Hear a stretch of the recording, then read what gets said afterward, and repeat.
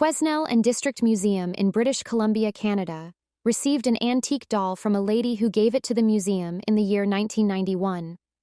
Due to the fact that the doll was rather old, she informed the curator of the museum that she did not want her daughter to play with it. There is a consensus that the doll is at least 100 years old. The doll is known by the name Mandy. The doll Mandy has a disturbing appearance for a doll. All of her eyes are made of glass, and the one on her right side was broken. Additionally, her garments need a thorough washing. Prior to her introduction to the public, Mandy required some repairs since she was not yet prepared for an audience. For the purpose of ensuring that any insects that could be present inside the doll would perish, the workers at the museum put Mandy inside of a plastic bag. Despite the fact that there were no insects found within the bag, the staff claimed that the doll moved out of place and that the bag rustled on its own. Almost immediately after the doll was brought in, members of the staff experienced a sense of unease. Mandy was left in a room by herself before the officials at the museum put her on exhibit within the museum. The whole room was in a state of disorder when the personnel left and returned the next morning. The objects that were lighter looked to have been thrown about by someone, whereas the ones that were heavier were shoved into the floor. In addition, given that there was no one else present in the room, the only plausible explanation was that Mandy had thrown a fit and ruined the space. But there was no logic in it. There are no living dolls. For Mandy's examination, the museum enlisted the services of a psychic. It was alleged by the psychic that the porcelain doll was inhabited by the ghost of a little girl who had passed away. According to the urban legend, the girl who lives in Mandy's basement was unable to escape and ultimately passed away there. She passed away while clutching Mandy. The soul of the infant was somehow transferred into the doll, where it continues to reside to this day. Obviously, the curator was quite interested in the psychic's words since they piqued his curiosity.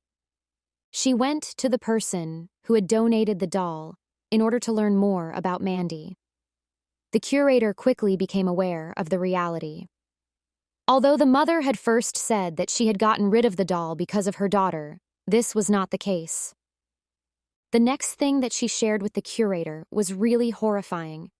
The lady said that she had heard a baby sobbing in the basement of her home. So she walked down to the basement to look into it, but she found nothing there. Mandy was the only one there, and there was a breeze blowing on the curtains while the window was open. However, who was it who opened the window? It seems that this occurred on a frequent basis. The donor made the decision to locate a new residence for Mandy. The wailing ceased once she gave Mandy to the museum instead of keeping her. People who go to the museum say that every time they view Mandy, they have a sense of unease. She is accused of tapping on her glass container, according to the employees. The fact that a toy lamb was discovered outside of Mandy's case did not excite her at the time, despite the fact that the lamb had been put within her case at one point.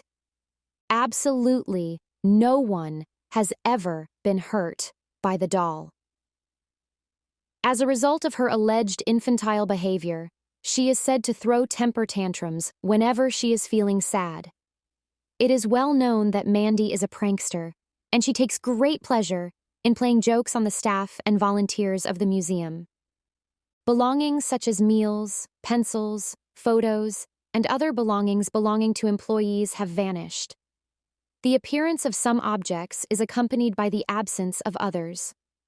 Many of the assertions made against Mandy seem to be ludicrous.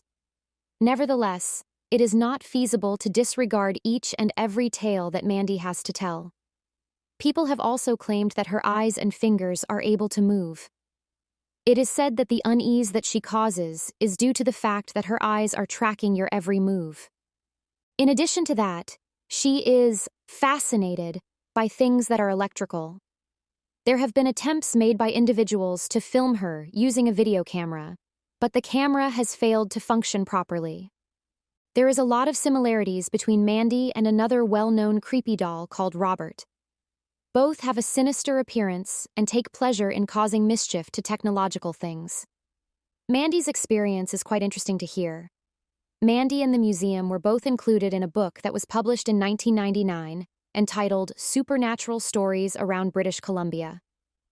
Is it possible for a ghost to take possession of a doll or a toy that does not have emotion? It depends on who you ask about it.